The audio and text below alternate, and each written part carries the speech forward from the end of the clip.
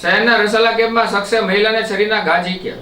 ભાવનગરના રસાલા કેમ્પ નવા ગુરુદ્વારા પાછળ આવેલ મફતનગરમાં રહેતા મમતાબેન કમલેશભાઈ દુધિયા છેલ્લા 3 માસથી અનિલભાઈ દાળપુરી વાળાના ઘરે કચરા પોતાનું કામ કરતા હતા અને અનિલભાઈના દીકરા અમનને તેમને જણાવ્યું હતું કે અમે કામવાળા તરીકે બીજા બેનને રાખી દીધા છે, જેથી તમે આવતા નહીં. આથી તેઓ અનિલભાઈના ઘરના સભ્યોના તેમજ તેમના કપડાં ધોયા બાદ સૂકવીના ઘરે જતા રહ્યા હતા. દરમિયાન તેમના ઘર પાસે તેમણે ધોયેલા કપડાનું પોટલું પડેલ હોય અને પોટકાથી અંદર તેમના કપડાં ફાડી નાખેલી હાલતે હોવાની તેઓ અનિલભાઈની દુકાને ગયા હતા. તે દરમિયાન અનિલભાઈની દીકરી કંકુબેને ગાળો આપી ટીકાપાટુનો માર મારી હતી. તેઓ અનિલભાઈની દુકાને ગયા હતા. તે દરમિયાન અનિલભાઈની દીકરી કંકુબેને ગાળો આપી ટીકાપાટુનો માર માર્યો હતો. તેમજ અમન અનિભાઈએ છરીના 2 ઘા ઝીકી જાનથી મારી નાખવાની ધમકી આપતા ઇજાગ્રસ્ત મમતાબેને સારવાર અર્થે હોસ્પિટલ ખસેડવામાં આવ્યા હતા. આ બનાવ અંગે મમતાબેન દુધિયાએ અમન અનિભાઈ અને કંકુબેન અનિભાઈ વિરુદ્ધ નીલમબાગ પોલીસ સ્ટેશન મથકમાં ફરિયાદ નોંધાવી હતી. મમતાબેન કઈ જગ્યાએ રસાલા કે અમારે પહેલે 5-6 દિવસ પછી મારે માથાકૂટ થઈ. એના છોકરા પહેલે કામે જતી 3 મહિના મારે કામ કરતી એમના ઘરે. મારે પછી બીજી બેન રાખી એમને કામ કરવા હતું ને મને કીધું કે નહીં આવતા તમે. તો મારે ગટરની તકલીફ હતી ઘરે. તો મને કીધું એના પપ્પાએ તો કે ભલે તું અહીંયા કપડાં ધોઈ જા. કપડાં ધોવા ગઈ ને એનામાં એના છોકરો આવ્યો ઘરે તો બી ધમકી દીધી ને પછી સવારે મેં કીધું હું ઘરે જતી રહી સાંજે. તો સવારે છે ને વહેલા એને 9-10 વાગે છે ને ઘરે કપડાં મૂકી ગયા. મને ખબર નહીં કે કોણ મૂકી ગયું પોટથી બાંધીને. અને મેં જોયા ને તો બધા કપડાં થોડાક ફાટલા હતા, થોડાકમાં કલર નાખેલો હતો. તો હું ખાલી અહીંયા આપણે મહિલા મંડળ બાજુ એમને છે ને ધંધો કરે છે પકોડા ને એવું બધું બનાવ. તેના પપ્પા બેઠા હતા ને અમે કહેવા ગયા. એટલી વારમાં એની છોકરી આવીને મને મારી કરી અને મને વાળે એને પકડ્યા. તો મેં બી એને મારી થોડુંક. એ મને મારી પછી એમ પત્યું. તો મને કીધું કે હમણાં તને બતાવું કે તું અહીંયાથી જીવતી કેમ જાય. તો મેં કીધું હું કાંઈ નહીં. તો પછી મારા મનમાં એવું નથી કે એના ભાઈને બોલાવી આવશે પોતે.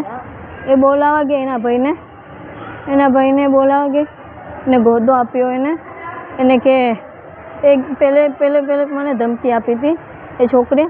તો મેં એને કીધું મૂકવાની ધમકી તો આપતી હશે, એવું કાંઈ કરશે નહીં. મારા મનમાં એવું હતું એમ. તો પછી એને છે ને આચોને ચરી આપી દીધી. એના ભાઈને મોકલ્યો ઘર મારા પાછળ ને હું ગાડી ઉપર બેઠી હતી ને આ વિમલ લેવા ગયા હતા દુકાને. ને મને ખબર નહીં કે એનો ભાઈ ગોદા લઈને આવે છે. મને આવીને વાયાને વાળ પકડી અને અહીંયા 2 છરી મારી દીધી વાયામાં. એના ભાઈએ શું નામ છે? એના ભાઈનું અમન નામ છે. બેનનું શું નામ? કોકુ કહીને બોલાવે છે. આચું નામ બીજું છે, એનું નામ નથી ખબર. કામ કરું છું એના ઘરે હું. કચરા પોતું વાસણ ને રસોઈ બી કરતી. હા, મારે 3 બાળક છે. મારા 3 બાળકની હાલત શું થાય છે મને ખબર છે. ને મને તકલીફ છરી મારી કઈ જગ્યામાં? વાયાના ભાગમાં.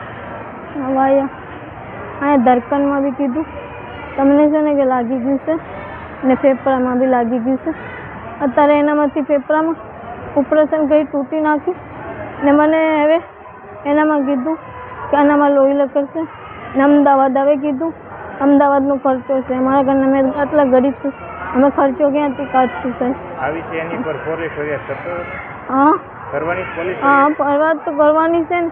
અમારા 3 છોકરા રખડે છે. આજે તો એ છે, કાલે હું મરી જાય તો મારા છોકરાનું કોણ હતું? હા. ઓકે, તમારું નામ? કમલેશભાઈ તુલસીદાસ દુધિયા, કઈ જગ્યાએ? રસાલા કેમ્પ. શું થયું તમારા ઘરના? દાળપુરીવાળાના ઘરે મારા ઘરના કામ કરતા, કપડાં ને એવું બધું ધોતા, જમવાનું બધું બનાવતા. પછી એમાં કાલે એમ કીધું કે હવે તમે કામે ન આવતા. કે મારા ઘરને કીધું મેં મારા કપડાં ધોયા છે ને તમારા ધોયા છે, આ ઉકાઈ જાય ને એટલે હું સવારે લેવા આવીશ કપડાં. તો કે વાંધો નહીં, કે લઈ જાજો નકર અમે તમને મોકલાવી દેવું ઘરે. તો સવારે 11 વાગે બારણું ખોલ્યું ને મંગળવારે સવારે, તો કપડાનું પોટલું બહાર પડ્યું હતું બાંધેલું. તો પોટલું લીધું ને જેવું જ ખોલ્યું ને તો અંદર કપડાં ફાટલા પડ્યા હતા ને. તો અમે કહેવા ગયા એના બાપાને દુકાને. એના બાપા DSP ઓફિસમાં એની દુકાન છે. ના કહેવા ગયા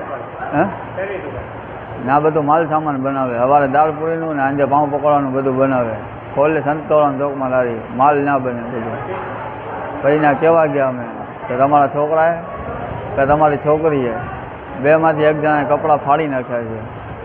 તો એ કે હું બેઠો છું ને એ કે તમને નવા અપાવી દઈશ. એટલે વાત પૂરી થઈ ગઈ. એમાં અમે જતા હતા ને એમાં કુકુબેન એના છોકરી કુકુબેન દોડતા દોડતા આવ્યા. મમતાબેનની મારી ઘરનાને ગળાપથી સીધો પકડી લીધી. એટલે બે પ્રથમ પછી આવ્યા. પછી એ લોકોને છોડાયો અમે. પછી કુકુ દોડતી દોડતી ગાડી લઈને સીધો એના ભાઈની પાસે ગઈ. એનો ભાઈ એટલી વારમાં સીધો છરી લઈને આવ્યો.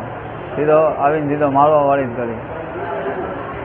તમારા ઘરને કઈ જગ્યાએ છરી મારવામાં આવી? કમરના ભાગમાં 2 છરી મારી, 2 ઘા. મારવાવાળા કોણ? અમનભાઈ અમન એ સંતોળામ ચોકમાં જ રહે છે. હવે પોલીસ ફરિયાદ કરશો તમે? પોલીસ ફરિયાદ કરી છે આપણે.